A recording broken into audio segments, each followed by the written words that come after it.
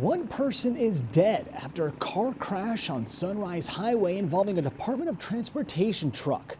You're watching Newsday TV. Thanks for joining us. I'm Ken Buffa. We'll have more on that crash in a moment, but first, the latest on the killing of an NYPD officer, Jonathan Diller. The Massapequa Park community is honoring him with blue ribbons around the neighborhood. A candlelight vigil is being held at Brady Park tonight. Now, Lindy Jones was the driver involved in this deadly shooting. He's been arraigned on felony weapons charges. Police say they found a gun while searching the car the 31-year-old was driving. Now, police have also identified the alleged shooter, Guy Rivera. The 34-year-old is currently hospitalized in police custody. Investigators say these two men were involved in the fatal shooting of 31-year-old Officer Diller. Now, he died after getting shot in the torso during a traffic stop. Tributes are pouring in for the fallen officer, like at Citi Field in Queens, placing a billboard outside of the stadium. Now, the wake will be held tomorrow and Friday at the Massapequa Funeral Home. The funeral is Saturday at St. Rose of Lima Roman Catholic Church. Diller will be laid to rest at St. Charles Cemetery in Farmingdale. Now, back to that deadly crash. Here's a look at the scene this afternoon in Eastport. Now, police say it happened on Sunrise Highway near the Exit 61 off-ramp. One person was airlifted to the hospital where they were pronounced dead. And congestion pricing got its final stamp of approval today. And New Yorkers have mixed feelings on the decision. Life is hard enough here, and I think that they should stay out of our pockets. You can walk faster going cross town than, taking the bus. It's like the bus speed is like 5-6 miles an hour going through all that traffic, so I'm in favor of it. They approved the plan that will charge most drivers an extra $15 for driving below 60th Street in Manhattan. The plan can start as early as June. And Smithtown will not be charging locals for beach parking after all. Now, this comes after an uproar from residents. The proposal would have changed residents a fee for beaches and parks. Now, the town says they will have public safety more strictly enforced parking stickers instead, and fines for sticker violations are $50. And the town of Babylon is fighting erosion at one of its shorefront parks. Workers are planting beach grass at Tanner Park in Copiague. This is part of a nearly $500,000 erosion fighting project. Workers will also use rocks and other natural materials to rebuild the shoreline. Now, Mets opening day has been postponed to Friday due to expected rain tomorrow, but first pitch is now scheduled for Friday at 1:40 p.m. against the Milwaukee Brewers. Opening days always feel special. It gives me the butterflies. And Mendy said today, don't take it for granted. And I think that's great because we can't take it for granted. It don't matter how many opening days you have. You never know if it might be your last one. So whether you plan on going to opening day or to a game later this season, we have a food scoop for you. Laura Albanese has a look at what's new on the Citi Field menu.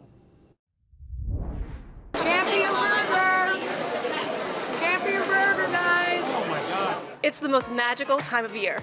The days are getting longer, baseball is around the corner, and baseball food is right here, right now. Let's go see what's new at Citi Field.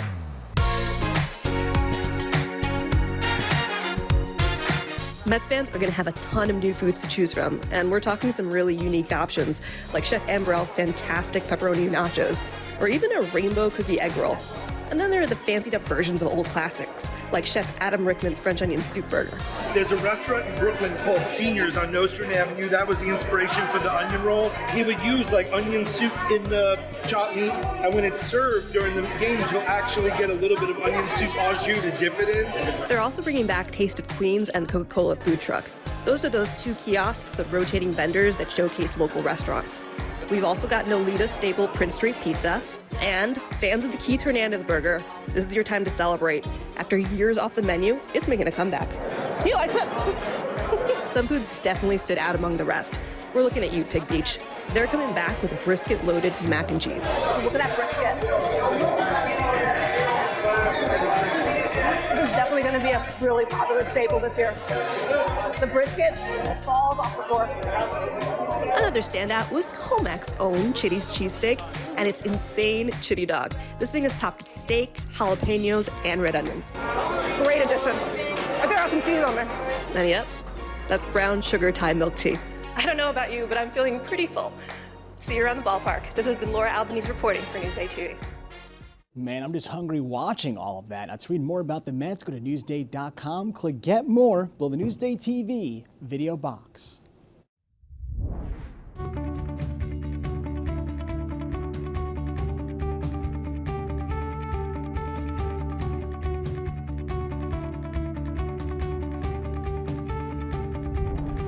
A Wantagh High School freshman has earned a spot on the U.S. Junior National Karate Team. Virginia Huey has a story you'll see only in Newsday.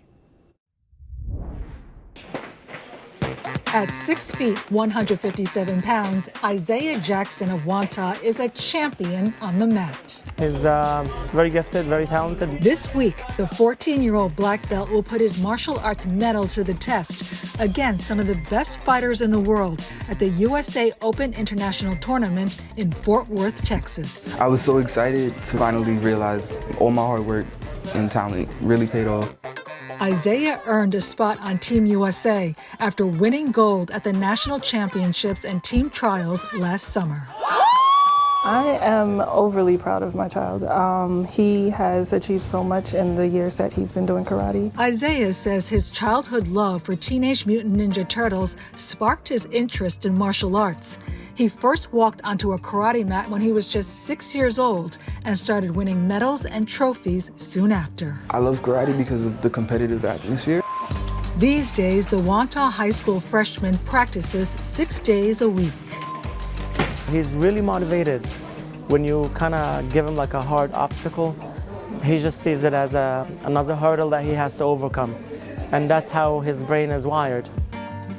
Isaiah says the discipline and work ethic that he's gained over 7 years of training have helped him become a better person off the mat as well. The sport taught me a lot about time and dedication. I didn't used to always have the highest grades. I wasn't always the smartest. However, through and throughout the sport, it's helped me understand that perseverance and dedication is really what you need to excel in life. Isaiah heads to Texas with a new personalized black belt around his waist and his eyes on the prize. Win gold, that's it. For Newsday TV, I'm Virginia Huey. Awesome work ethic. Now, for more stories like this, go to Newsday.com, click Get More below the Newsday TV video box.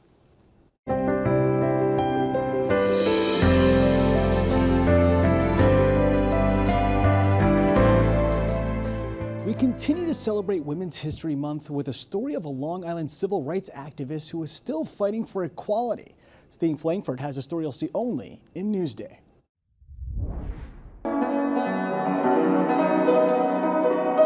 86-year-old Lily B. Crowder of Middle Island is playing a piece she wrote called Yesterday, a fitting tune for a woman whose journey from the Depression-era South to 21st century Long Island is one for the history books. Miss Lily, from South Carolina to Suffolk County, can you tell us about your life's mission?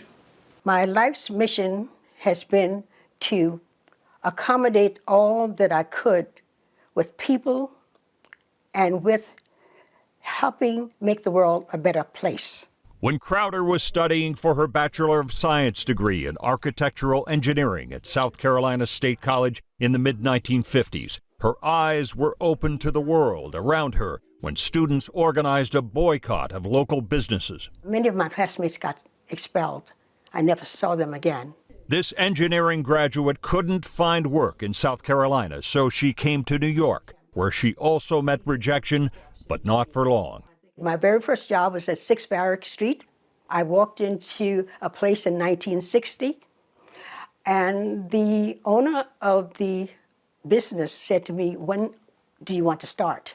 Later, Crowder helped plan and build schools at the New York City Board of Education for more than 30 years. After retiring, she moved to Long Island, where she co-founded the Brookhaven Rosa Parks Democratic Association and mentored leaders like Suffolk County Sheriff Errol Toulon. The fact that I was an elder person and could speak about my background and having been in the civil rights movement, it sort of gave the younger people the incentive to become involved. I think I've made a significant difference in the lives of many young people, many young women especially. Lily B. Crowder says when she was in college, she thought they had conquered it all, that the world would be a kinder, better place by now. Now she says she sees signs that things are moving backwards, but adds that's what keeps her going. From yesterday to tomorrow, Steve Langford for Newsday TV. Now you can read more about Lily's story at newsday.com. Just click Get More below the Newsday TV video box. All right, now let's take a look at your wet Long Island weather, but it's not as bad as you may think. Check it out. So it's going to rain tonight, and we're dealing with rain all day tomorrow, but temps will be a little more elevated. We're talking 50s for tomorrow. Rain all day, like I said, but I'm not that mad because check out the weekend. It's starting to look like spring around here, which I can get behind.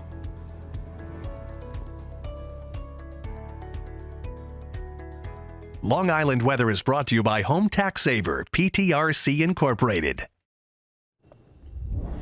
You're watching Newsday TV. I'm Ken Buffa. Thank you so much for joining us.